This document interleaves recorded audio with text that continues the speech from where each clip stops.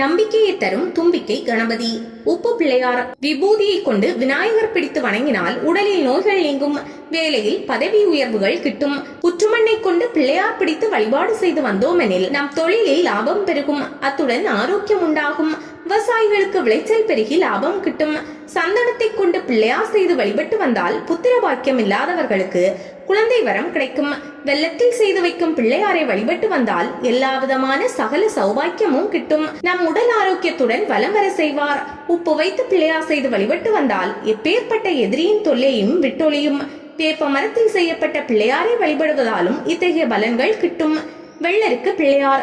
குங்குமத்தால் பிள்ளையார் பிடித்து வழிபட்டு வந்தால் தோஷங்கள் அனைத்தும் அகலும் என்றும் குழந்தைகள் கல்வியில் சிறந்து விளங்குவர் என்றும் ஞான நூல்கள் சொல்கின்றன. வெள்ளருக்கில் பிள்ளையார் பிடித்து வைத்து வணங்கும் பட்சத்தில் நம்மிடம் தீய சக்தி ஏதும் அண்டாமல் நல்ல சிந்தனைகள் மேலோங்கி சொத்துக்கள் பெருகுவது நிச்சயம். உங்களை வாட்டி வதைக்கும் நோய்களும் கடன்களும் தீர்ந்து உடலும் உள்ளமும் நலம் பெற வாழ வேண்டுமெனில் வெண்ணையில் பிள்ளையார் செய்து வழிபட்டு வாருங்கள். இதையெல்லாம் விட எளிமையானது பசுஞ்சாணத்தில் பிள்ளையார் பிடித்து வைத்து பூஜிப்பது. இப்படி பூஜித்தால் எண்ணியது நிறைவேறுவது நிச்சயம். அத்துடன் நோய்களை நீக்கி ஆரோக்கியத்துடன் வாழ செய்வார் பசுஞ்சாண பிள்ளையார். குறிப்பாக சித்ரா பௌர்ணமி அன்று இந்த பிள்ளையாரை வழிபடுவது நற்பலனை தரும். பச்சரிசி மாவினால் பிடித்து செய்த பிள்ளையாரை வணங்கினால் விவசாயிகளின் விளைச்சல் பெருகுவது நிச்சயம். பிள்ளையாருக்கு நிவேதனங்கள். பிள்ளையாருக்கு என்னென்ன நிவேதனங்கள் படைக்க வேண்டும் என்பது முக்கியம். எத்தனை நிவேதனங்கள் படைத்தாலும் அன்று மோதகம் எனப்படும் கொழுக்கட்டையை கட்டாயம் படைக்க வேண்டும். இது தவிர என்ன படைக்க வேண்டும் என்பதை முன்னோர்கள் சொல்லி இருக்கின்றார்கள். அவையார் பாலும் தெளிதேனும் பாகும் பருப்பும் இவை நாளும் கலந்துனக்கு நான் தருவேன் என்று பால், தேன், வெள்ளப்பாகு, பருப்பு இவைகளை கலந்து தருவதாக சொல்கிறார். இந்த கலவையானது மோதகம் என்று தெரிகிறது.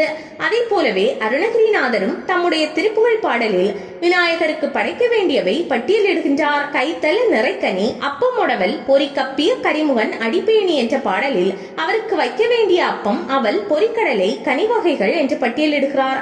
ஆதி விநாயகர். விநாயகரில் ஆதி விநாயகர் என்றொரு விநாயகர் வடிவம் உண்டு.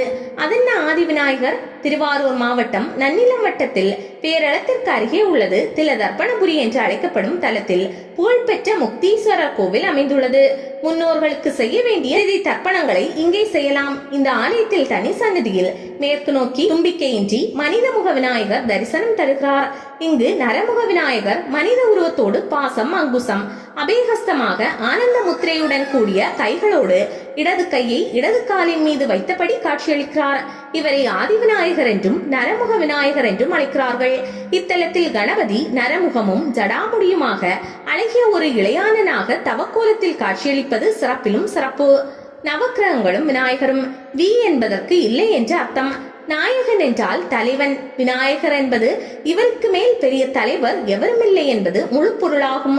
கோவில்களில் விநாயகப் பெருமானுக்கு அர்ச்சனை செய்யும் போது ஓம் அனீஸ்வராய நமக என்றும் கூறுவார்கள். அனீஸ்வராய என்பதற்கு தனக்கு மேல் ஒரு ஈஸ்வரன் இல்லை என்பது பொருளாகும். விநாயகரின் உடம்பில் நவக்கிரகங்களும் அடங்கியுள்ளன. விநாயகரின் தலையில் குரு பகவானும், நெற்றியில் சூரியன், வலது மேல் கையில் சனியும், இடது மேல் கையில் ராகு, வலது கீழ் கையில் புதன் அமர்ந்துள்ளனர். நாவி கமலத்தில் சந்திரன், வலது தொடையில் செவ்வாய், இடது தொடையில் கேது என நவக்கிரகங்கள் வீற்றிருக்கின்றனர். 9 கோளும் ஒன்றாய் இணைந்த பிள்ளையாரை வணங்கினால் நவக்கிரக தோஷங்கள் நீங்கும்.